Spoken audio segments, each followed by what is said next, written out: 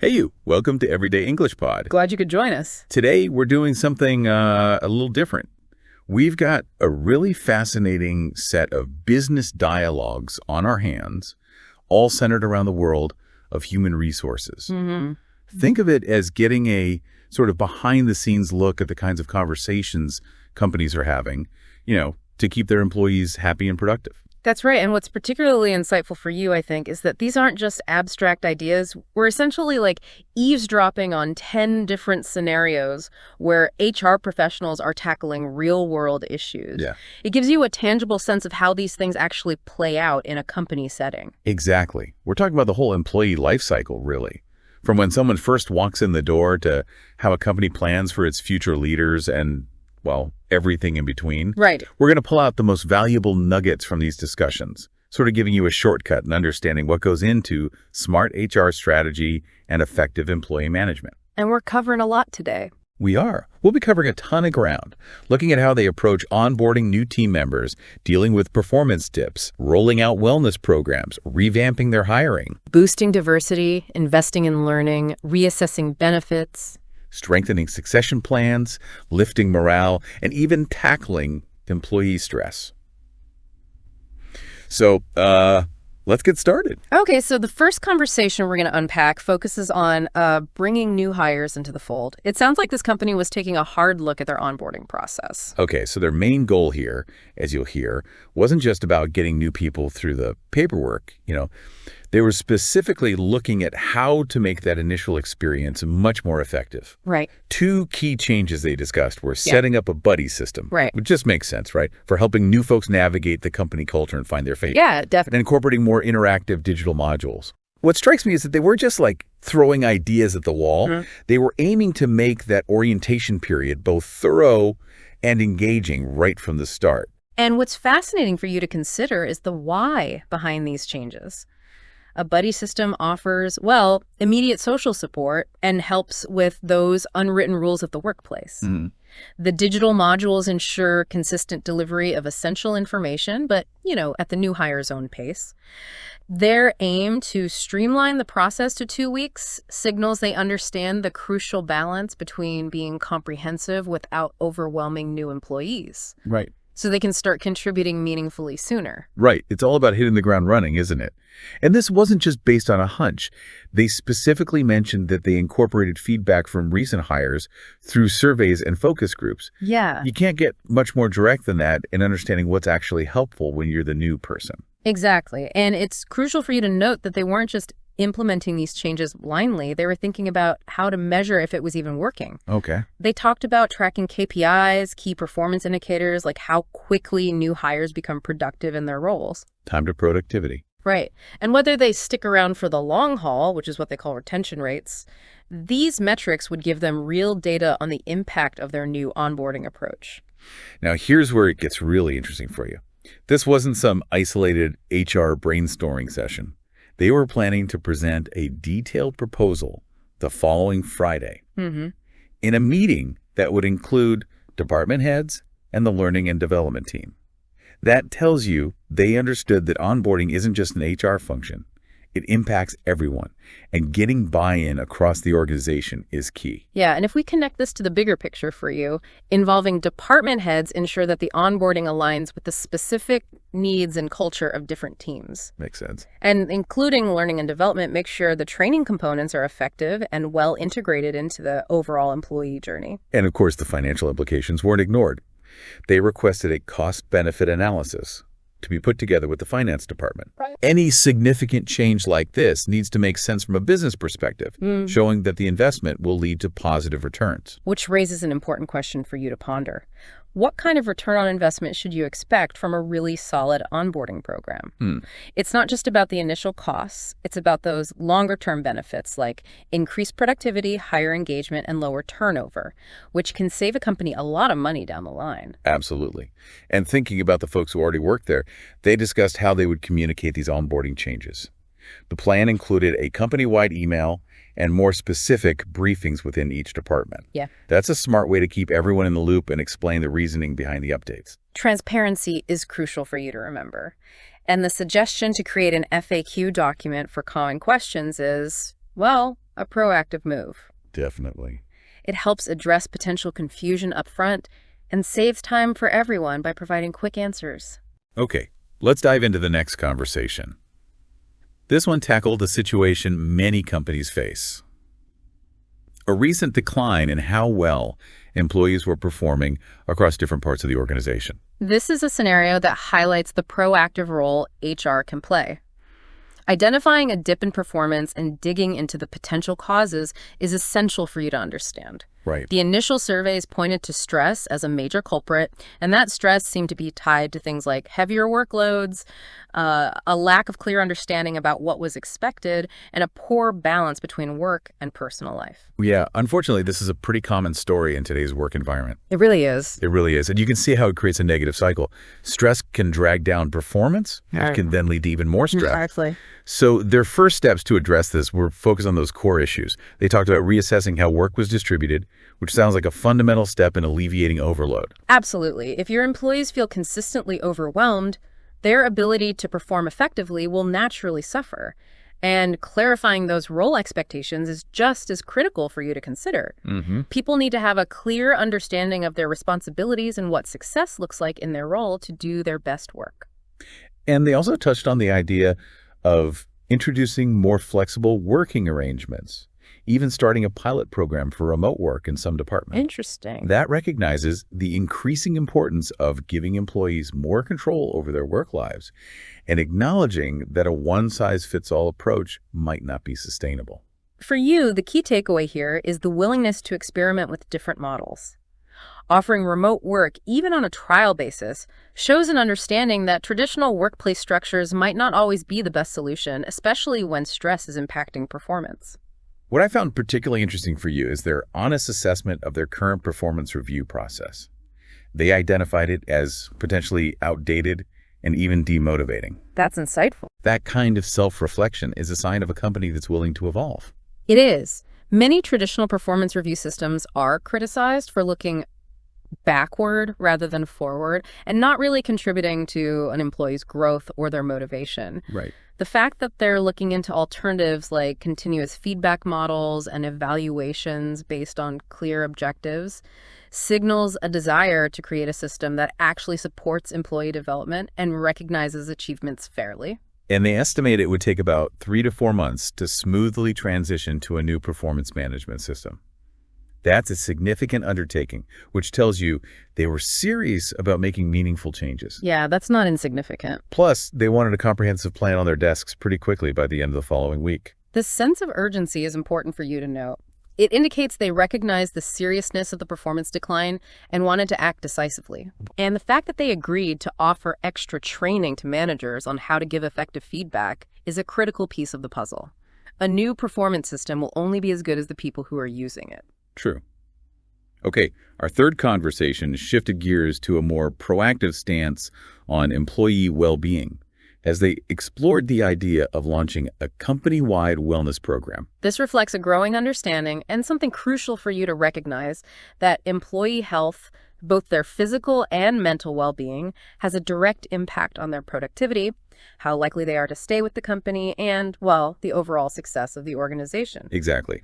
The main areas they discussed were initiatives for physical health, resources for mental health support, and tools for improving financial wellness. That's quite comprehensive. It is, yeah. That's a pretty comprehensive approach, covering the key aspects that can affect an employee's overall well-being. What was smart for you to observe is that they also considered offering incentives like extra paid time off or wellness stipends to encourage employees to actually participate. You can have the best program in the world, but if people don't use it, it won't have the intended impact.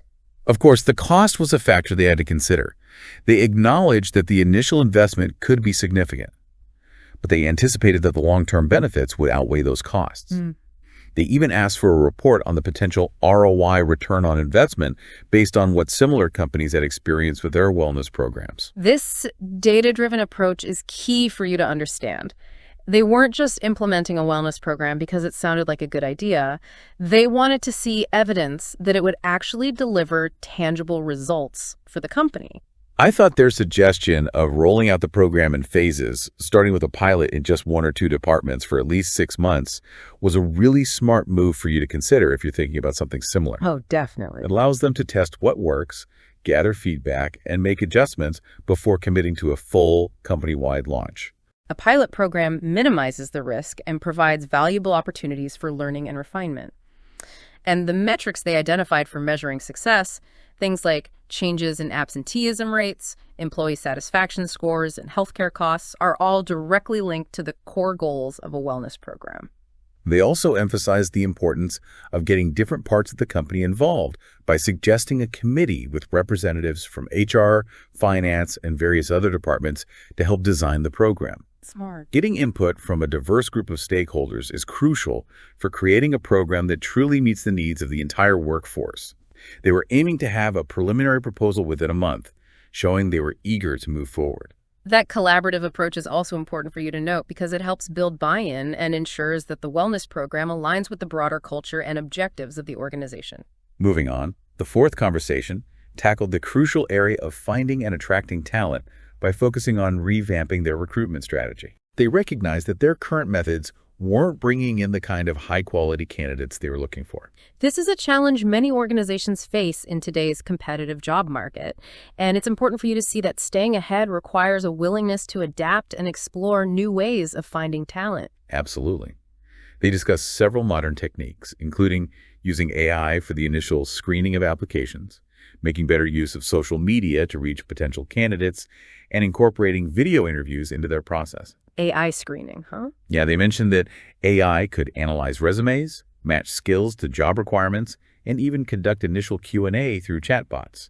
That sounds like a way to handle a large volume of applications much more efficiently. The potential for AI to streamline those early stages of recruitment is significant for you to understand. It can free up human recruiters to focus on more strategic tasks, like building relationships with candidates and assessing cultural fit. Right. They also highlighted how important it is to improve their employer branding, essentially how they present themselves as a place to work. They even considered hiring a branding agency to help with this, which tells you they were serious about attracting the right kind of people. Your employer brand is your reputation as an employer. And in today's market, where job seekers often do a lot of research before applying, having a strong and positive employer brand is essential for attracting top talent to your organization. The competitiveness of their employee benefits package also came into question. They discussed potentially adding more flexible benefits like unlimited paid time off, sabbatical options, or personalized wellness allowances. Oh, interesting. Of course, they requested a cost analysis to understand the financial implications of these additions. Flexible benefits are increasingly valued by employees as they allow for more personalization and can better meet individual needs and preferences. Considering these options shows a commitment to attracting and retaining a diverse workforce with varying priorities.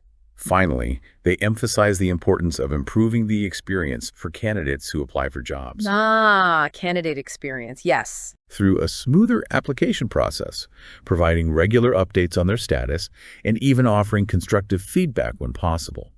Treating candidates well, even if they don't get the job, can leave a positive, lasting impression. Absolutely. They wanted a comprehensive talent acquisition strategy developed within 2 weeks, with a follow-up meeting planned shortly after.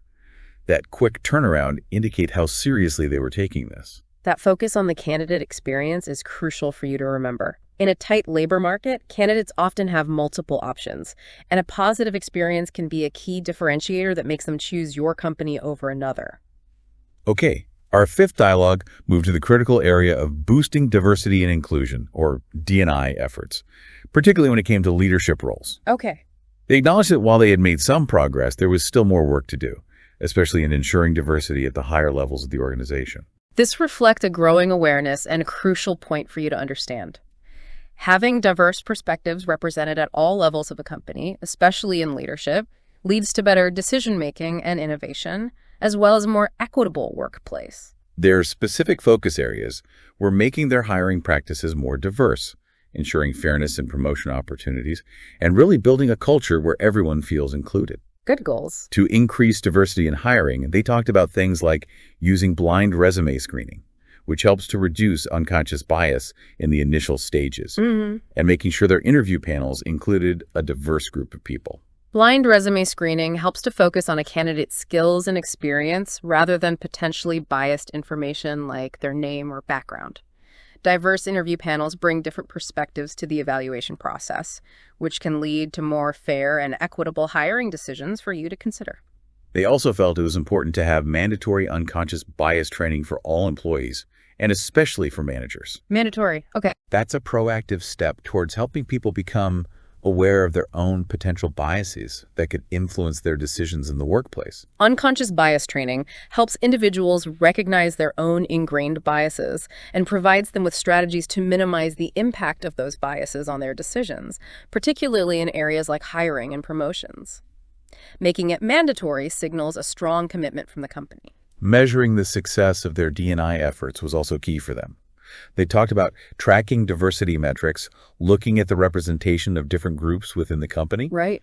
conducting regular employee surveys to get a sense of how inclusive people felt the culture was, and monitoring retention rates among employees from diverse backgrounds. Data-driven measurement is essential for you to understand if your D&I initiatives are actually making a difference and to identify areas where more focus is needed.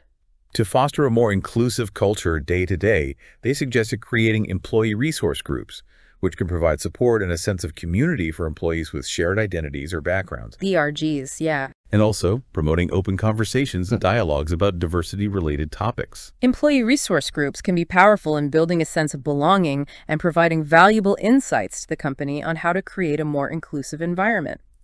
Open dialogues help to create a space for learning, understanding, and empathy. They also discussed how they could communicate their commitment to D&I to the outside world, such as updating their company website to reflect their values, publicly sharing their progress on diversity metrics, and participating in events focused on diversity and inclusion. Okay, so external communication too. Yeah, this shows a level of transparency and accountability. They wanted a detailed D&I strategy developed within 3 weeks, and they even consider bringing in a D&I consultant to get an expert perspective on their current situation and how to move forward.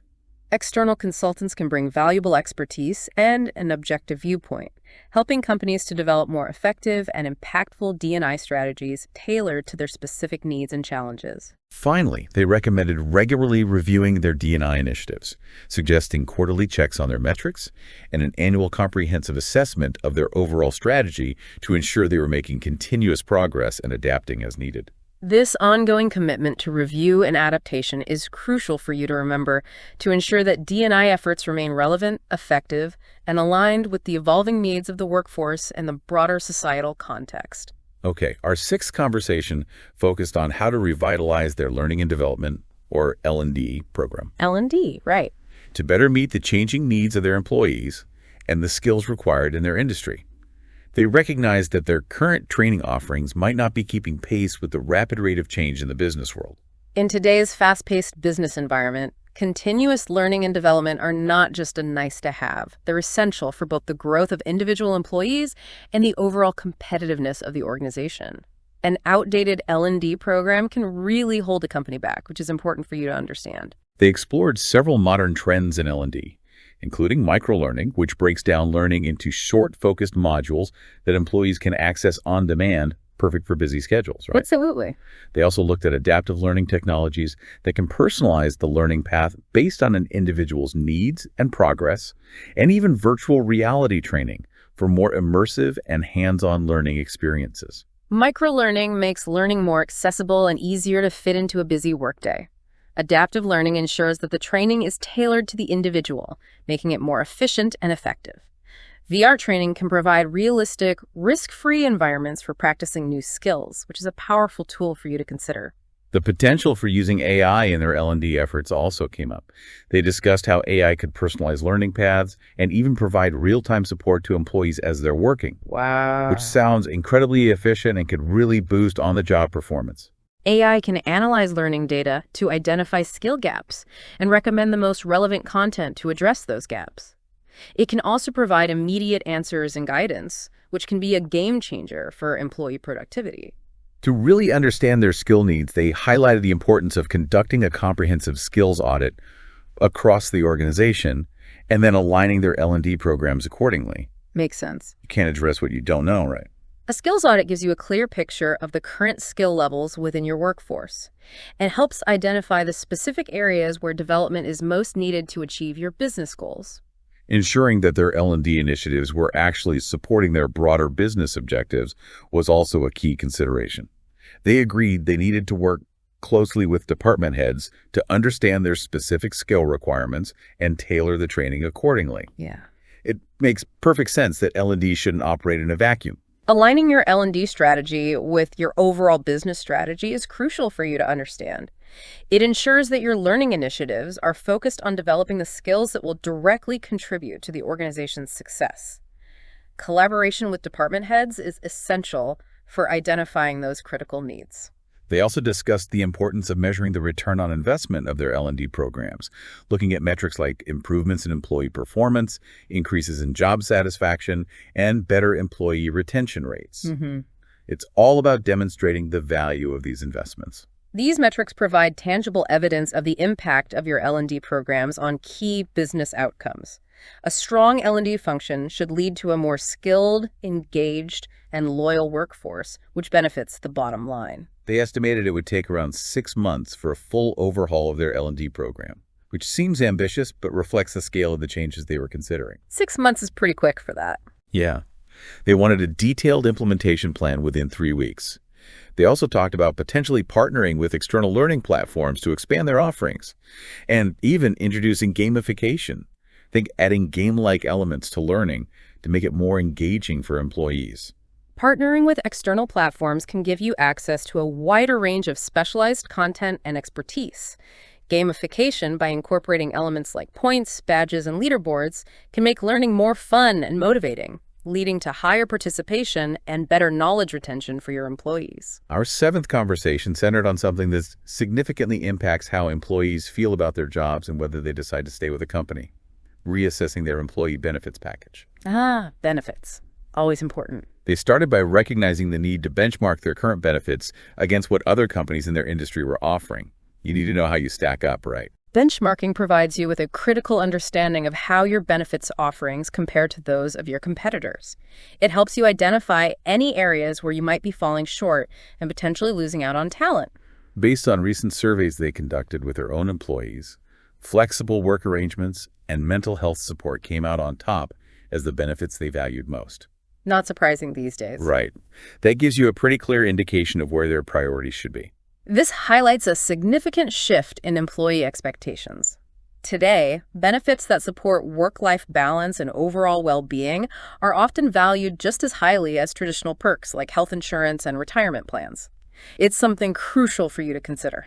To offer more flexibility, they discussed options like compressed work weeks, where employees work longer hours on fewer days, and unlimited paid time off policies. Unlimited PTO. Interesting. Those can be really attractive options for many people. These types of flexible arrangements can significantly boost employee autonomy and job satisfaction, leading to increased engagement and potentially higher productivity for you to consider. They also talked about enhancing their health insurance coverage, specifically exploring telemedicine services for easier access to healthcare. Yeah, telehealth is big now. And increasing the scope of their mental health coverage, reflecting the growing awareness of the importance of mental well-being in the workplace. Expanding mental health benefits demonstrates a real commitment to employee well-being and can help reduce the stigma associated with seeking mental health support.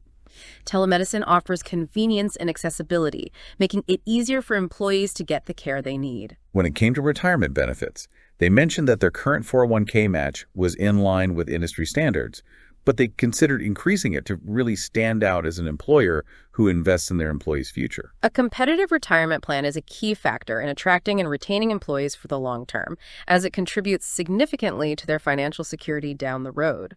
They also explored some more innovative benefits that are becoming increasingly popular, like offering sabbatical opportunities for longer periods of paid time off. Sabbaticals. Nice. Fertility benefits to support family planning, and even assistance with student loan repayment. Of course, they requested a cost-benefit analysis to understand the financial implications of offering these newer perks. These forward-thinking benefits can be a real differentiator in the talent market.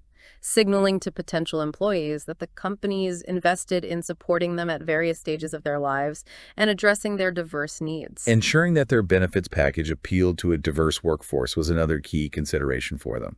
They recognized that a one-size-fits-all approach rarely works, Sure. and that offering customizable options could be more effective in meeting the different needs and life stages of their employees. Offering customizable benefits allows employees to select the options that are most relevant to their individual circumstances, increasing the perceived value of the overall benefits package for a wider range of people. Finally, they recommended conducting a comprehensive review of their entire benefits package annually, with more frequent quarterly check-ins on specific areas to make sure it remained competitive and continued to meet the evolving needs of their workforce.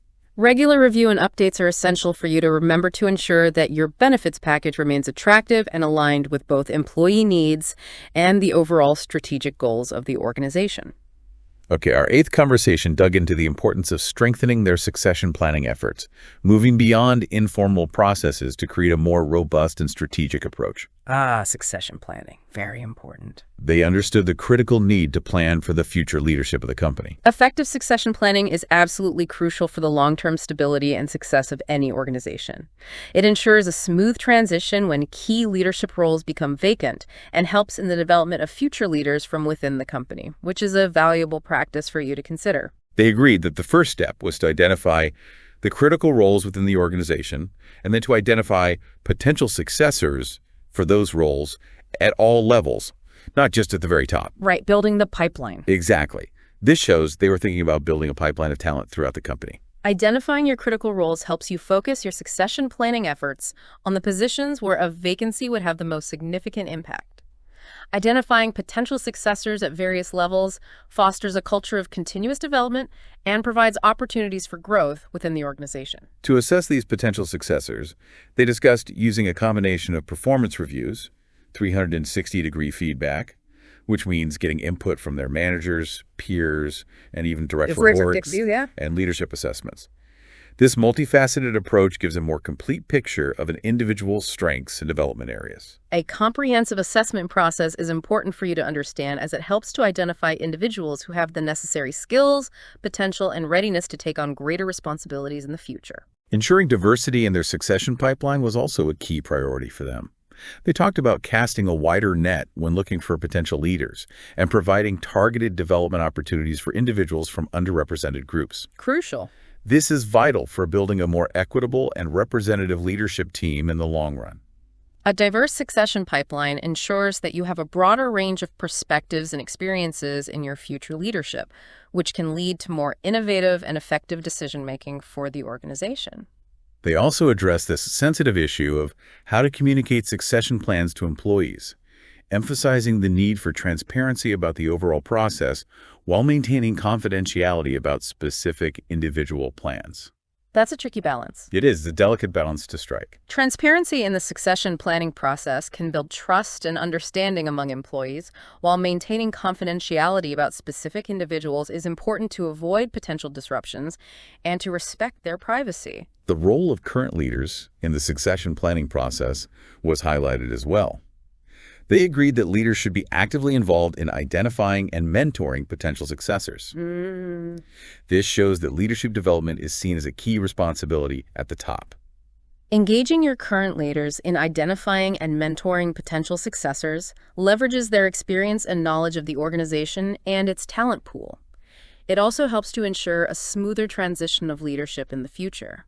They also discussed the importance of aligning their succession plans with their broader talent development strategy, specifically linking them to career pathing initiatives and the L&D programs we talked about earlier. Connecting the dots. Yeah, should all work together in a cohesive way. Integrating your succession planning efforts with your overall talent development strategy ensures a more holistic approach to identifying, developing, and preparing future leaders within your organization.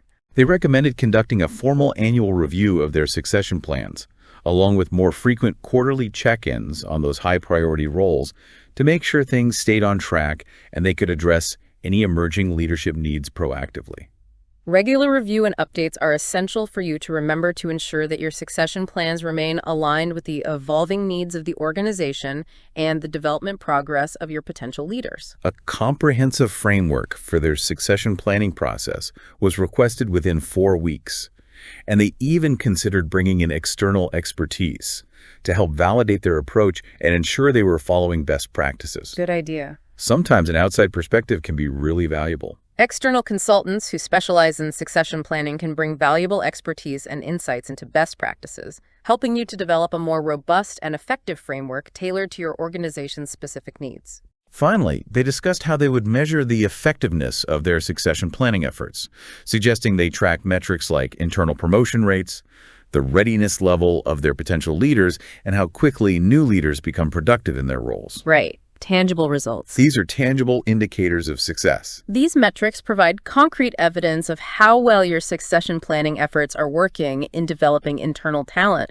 and ensuring smooth and successful leadership transitions within the organization. Okay, our 9th conversation shifted to the topic of how to boost employee morale through the implementation of a formal recognition program. Recognition. Important for morale. They understood that making employees feel valued is crucial for their engagement and how long they stay with the company. Employee recognition is a powerful tool for you to consider as it can significantly improve the work environment, increase employee motivation, and strengthen their loyalty to the organization. They agreed that an effective program should include a mix of both monetary rewards, like bonuses or gift cards, The cash helps. and non-monetary recognition, such as public praise, opportunities for development, and peer-to-peer acknowledgments. A well-rounded approach caters to different preferences. A multifaceted recognition program ensures that there are meaningful ways for employees to be appreciated for their contributions, regardless of their individual preferences for how they like to be recognized. They also felt it was essential to align the recognition program with the company's core values. They discussed the idea of directly linking the criteria for recognition to those values and to the desired behaviors they wanted to encourage within the organization. Reinforces the culture. Exactly. This helps reinforce what's truly important. By linking recognition to your company's core values, you're not only rewarding good work, but also reinforcing the behaviors and principles that drive your organization's success. They considered how often recognition should happen, suggesting ongoing recognition for day-to-day contributions with more prominent monthly highlights and annual awards for significant achievements. Keep it regular. Right, regular acknowledgement keeps morale consistently high. Frequent recognition ensures that employees feel valued and appreciated throughout the year, while larger annual awards can celebrate outstanding achievements and contributions in a more significant way. Ensuring fairness and inclusivity in the program was also a priority.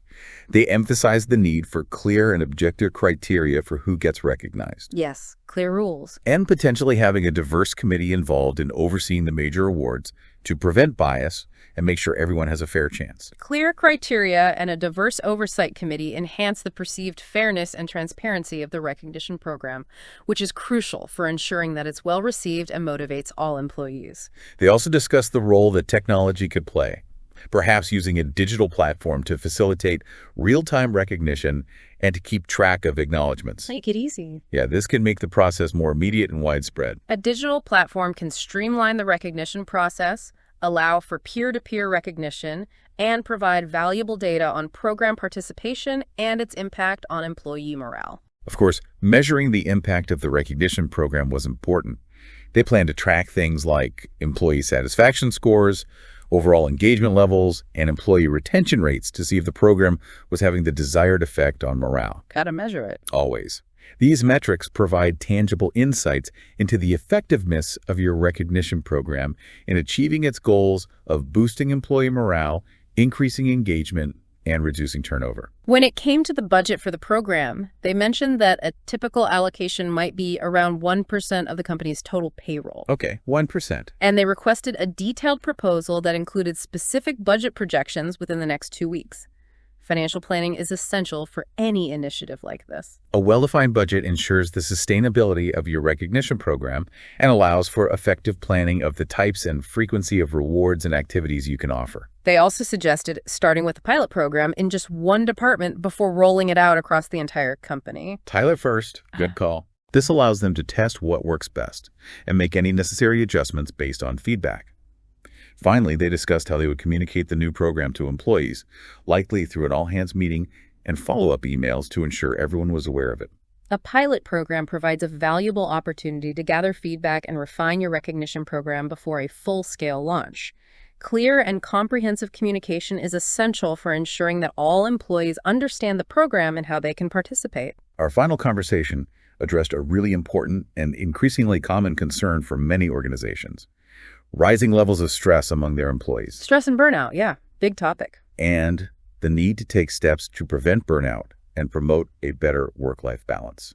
This is so critical for the long-term health and productivity of any workforce. Addressing employee stress and burnout is not just a matter of employee well-being, it's also a significant business imperative.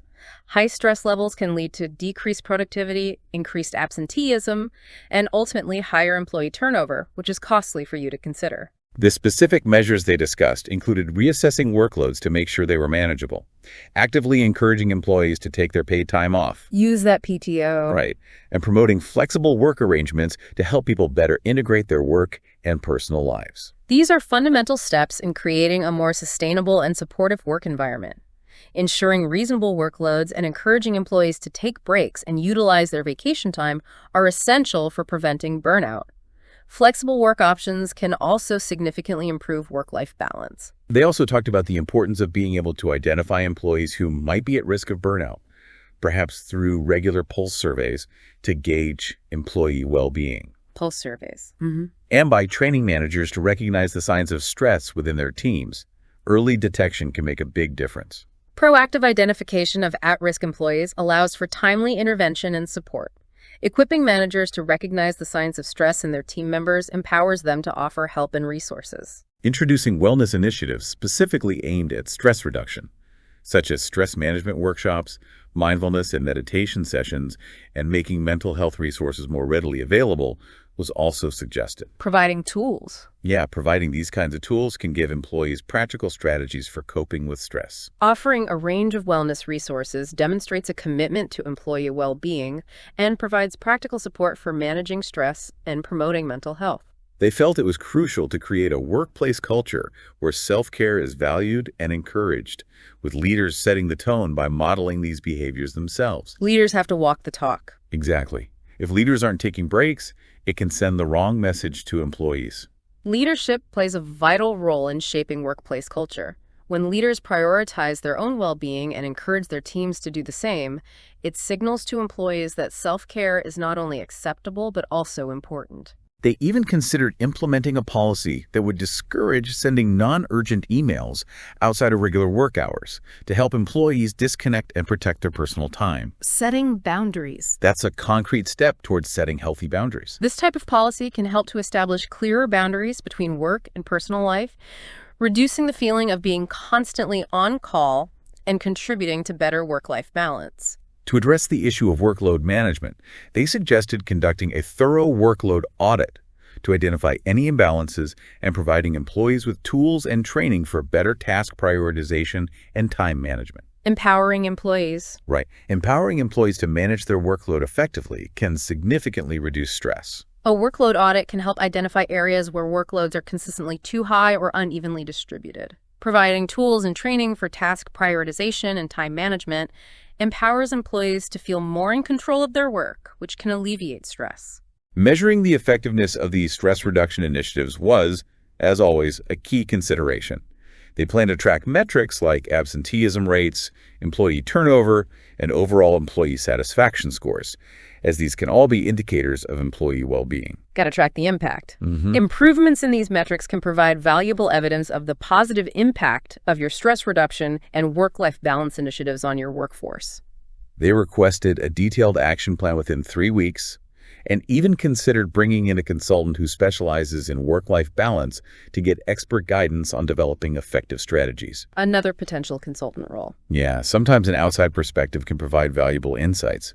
Finally, they discussed the importance of communicating transparently with staff about these concerns and the company's commitment to addressing them, possibly through a company-wide meeting to show they were taking it seriously. Clear and open communication about the issue of employee stress and the company's commitment to finding solutions is essential for building trust and encouraging employee participation in these initiatives.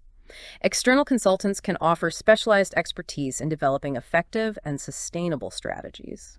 So, as you've heard in these conversations, the world of HR is incredibly broad, covering everything from the day-to-day tasks of bringing new people on board to the larger strategic issues of employee well-being and planning for the company's future leadership. What's really insightful for you is how consistently these discussions highlight the importance of taking a proactive approach to common workplace challenges. Yeah. It's not just about reacting when problems arise, it's about anticipating potential issues and putting strategies in place to create a more effective, supportive, and engaging environment for everyone. And the key takeaway for you, the listener, is that effective HR practices aren't just some behind-the-scenes administrative function. They're absolutely vital for the happiness, productivity, and ultimately the success of the entire organization. Totally agree. These conversations offer a real-world glimpse into the kind of strategic thinking that goes into building a strong and thriving workforce. Exactly. Whether you're an employee, a manager, or even working in HR yourself, these dialogues provide valuable insights into the types of discussions that are happening within companies as they strive to attract, retain, and develop their most valuable asset, their people. It really makes you think about your own experiences in the workplace, doesn't it? Are these the kinds of conversations happening in your organization? Are these the priorities being discussed? And this raises an important question for you to consider. As the way we work continues to change, what are the biggest challenges you see for HR in adapting to meet the evolving needs and expectations of the modern workforce? It's definitely something worth thinking about. Thanks for joining us for this session of Everyday English Pod. We hope this in-depth look at these HR dialogues has given you some valuable food for thought. Hope it was helpful. Be sure to keep exploring these ideas, and we'll catch you next time.